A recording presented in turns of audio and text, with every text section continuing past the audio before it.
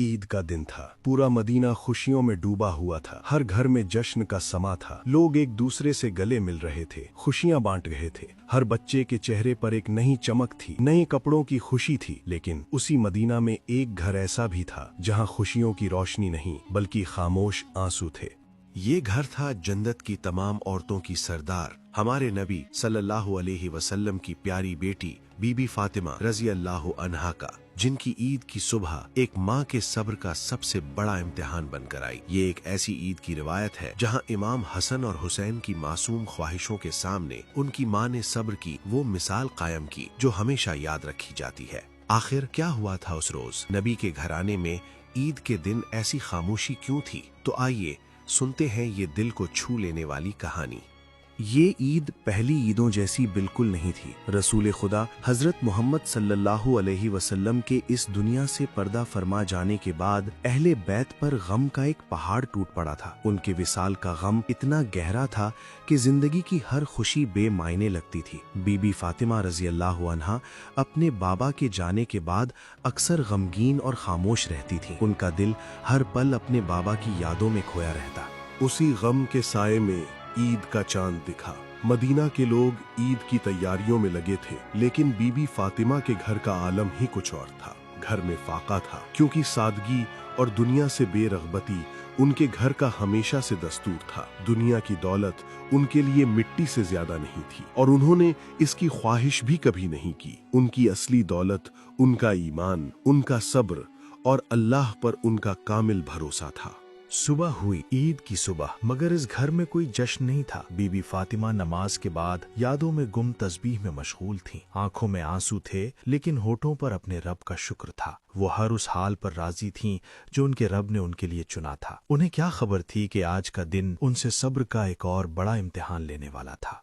कुछ देर गुजरी और दो फूल जैसे बच्चे, जन्नत के नौजवानों के सरदार इमाम हसन और इमाम हुसैन रजी अल्लाह अन्हुमा, मस्जिद नबवी से ईद की नमाज पढ़कर घर लौटे। उम्रें बहुत छोटी थीं, दिल मासूम और ख्वाहिशें भी उतनी ही मासूम। गलियों से गुजरते हुए उन्होंने मदीना के दूसरे बच्चों को देखा, जो रंग बिरंगे नए कपड़े पहने खुशी से इधर उधर भाग रहे थे और एक दूसरे को ईद मुबारक कह रहे थे। ये सब देखकर उनके मासूम दिलों में भी एक आरजू जागी। वो दौड़ते हुए अपनी प्यारी अम्मा के पास आए। चेहरों पर एक मासूम सा सवाल था। बड़े अदब के साथ अपने नाना की तरबियत का असर दिखाते हुए इमाम हसन ने पूछा, अम्मा जान, आज ईद है, मदीना के सब बच्चों ने नए कपड़े पहने हैं, हमारे नए कपड़े कहाँ हैं?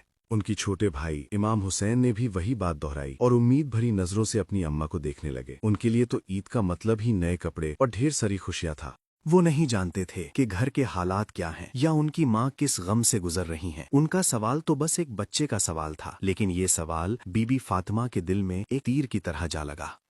बच्चों की इस मासूम सी फरमाइश ने बीबी फातिमा रजी अल्लाह अन्हा के दिल को झंझोड़ दिया। एक माँ के लिए इससे बड़ी तकलीफ और क्या हो सकती है कि वो ईद के दिन अपने जिगर के टुकड़ों की एक मामूली सी ख्वाहिश भी पूरी ना कर सके। घर में कुछ भी नहीं था, फाके की शिद्दत थी। उनकी आंखें फौरन आंसुओं से भर गईं। वो दूसरी तरफ मुड़ गईं ताकि उनके बच्चे उन्हें रोता हुआ न देख लें। दिल में एक तूफान सा उठ गया। एक तरफ बच्चों की मासूमियत, दूसरी तरफ अपनी बेबसी। लेकिन वो फातिमा थी जिनके लिए सब्र उनके घर की पहचान थी। उन्होंने अपने आंसुओं को अंदर ही पी लिया, अपने चेहरे पर एक हल्की सी मुस्कुराहट लाई और अपने दोनों शहजादों को पास बुलाया। उनके सरों पर प्यार से हाथ फेरा और उन्हें अपने सीने से लगा लिया। फिर उन्होंने निहायत प्यार से कहा, मेरे लाल, तुम्हारे कपड़े दर्जी टेलर के पास हैं, वो बस अभी लेकर आता ही होगा। ये लफ्ज झूठ नहीं थे, ये एक माँ का अपने रब पर वो यकीन था जो पहाड़ों को हिला दे।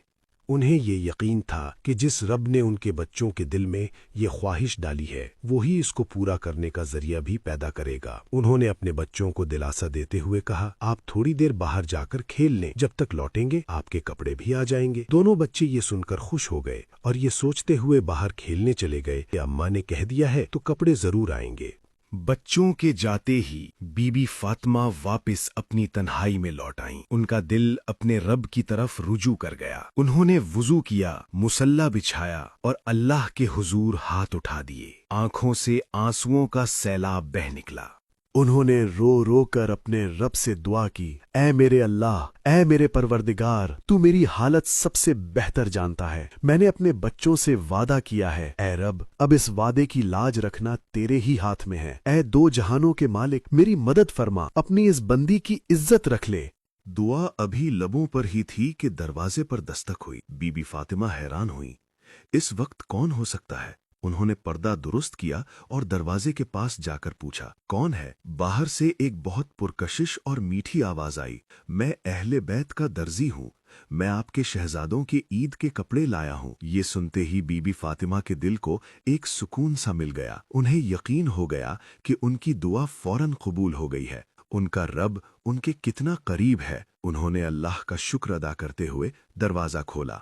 दरवाजे पर एक नूरानी चेहरे वाला शख्स खड़ा था, जिसके हाथ में एक कपड़े में लिपटा हुआ बस्ता यानी बंडल था। उसने बहुत अदब से वो बस्ता बीबी फातिमा को दिया और कहा, यह आपके शहजादों के लिए तोहफा है। और अगले ही पल वो शख्स नजरों से ओझल हो गया।